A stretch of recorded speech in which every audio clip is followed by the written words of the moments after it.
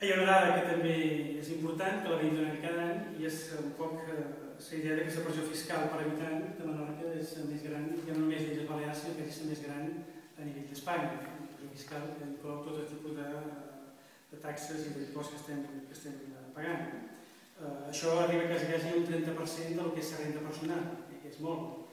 I en particular, el punt destacat és Mercadal, més despesa en pressió fiscal, i els que manco Sant Lluís i Ferreries.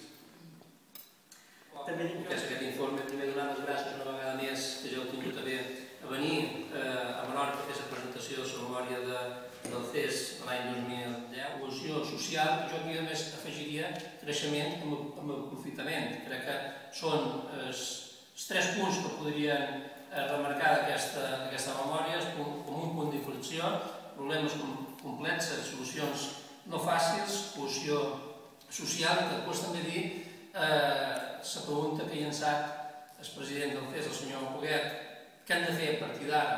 Jo, com a president del Consell Insular de Menorca, crec que l'administració aquí té molt que dir. Crec que aquesta crisi a més suposa un antes i un després, té que suposar un antes i un després per part de l'administració.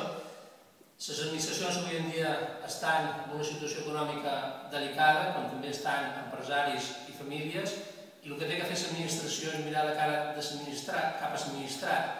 Crec que l'administració, el seu paper avui, és donar facilitats perquè es tornin a crear llocs de feina des del sector privat. Lògicament, no hem de fer cap passa enrere en temes de benestar social. Nosaltres en aquest moment, conjuntament amb els 8 consellers que té aquest Consell Insular i el president, estem elaborant els pressupostos de cara a l'any 2012, i el que intentem és fer uns pressupostos, primer de tot, que siguin reals, uns pressupostos que puguin absorbir la despesa, que quan deien ara tenim bons indicadors en temes de benestar socials. Crec que els logros aconseguits en aquest sentit no han d'anar cap endarrere, però que a la vegada han d'anar cap a donar les facilitats al que és el sector privat perquè torni a haver inversió aquí a Menorca, es tornin a crear llocs de feina, i crec que això al final és la millora política social que hi ha.